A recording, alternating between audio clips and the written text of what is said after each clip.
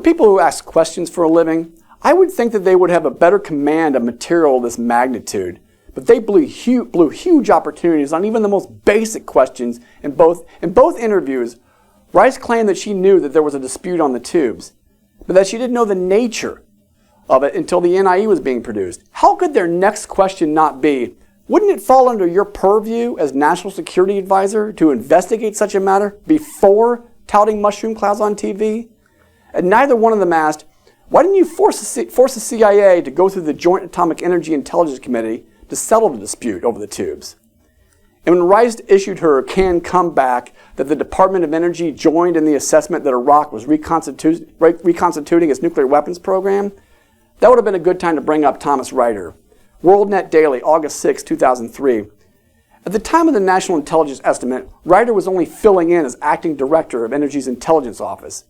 They were in a transition period, and the guy that was sitting at the table is not an intel guy, he's an HR guy, said an energy source, and they just left the guy in there. WorldNet Daily, August 12, 2003. Energy Secretary Spencer Abraham gave Reiter a $13,000 performance bonus after the NIE was released and just before the war, department sources say. He had received an additional $7,500 before the report.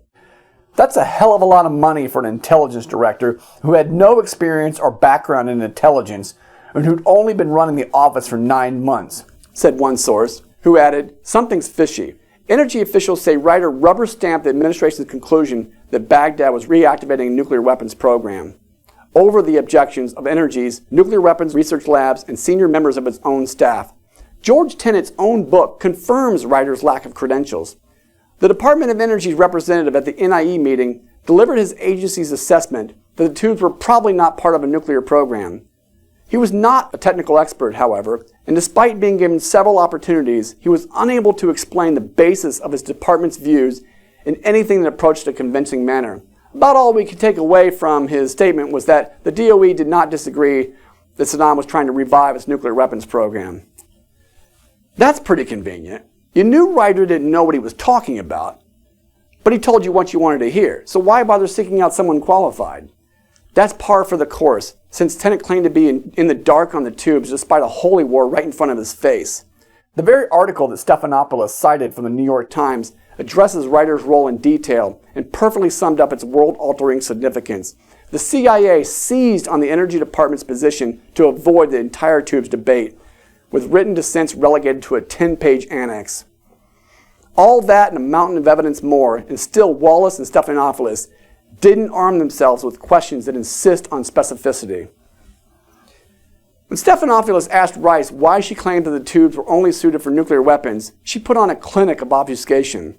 Since the story hinges on dimensions, material, and quantity, how could you fail to focus on those factors? Try this sampling on for size. Ms. Rice, I know what the CIA thought about the tubes. What I'm asking is why they thought that way. And when she repeatedly deflects your question to talk quantity, tolerances, tube price, and anodization, you're armed to the teeth with questions that shut her down in every direction. I would love to see the look on her face when someone asked her what the separative capacity of their doctored tube would be. It doesn't matter if the audience doesn't understand the essentials of uranium enrichment. What you're trying to ascertain is whether or not she does. If she can't explain even the basics behind why dimensions, material, and quantity matter in the context of U-235 output, now you can circle back around all those mushroom clouds and show that they simply made it up.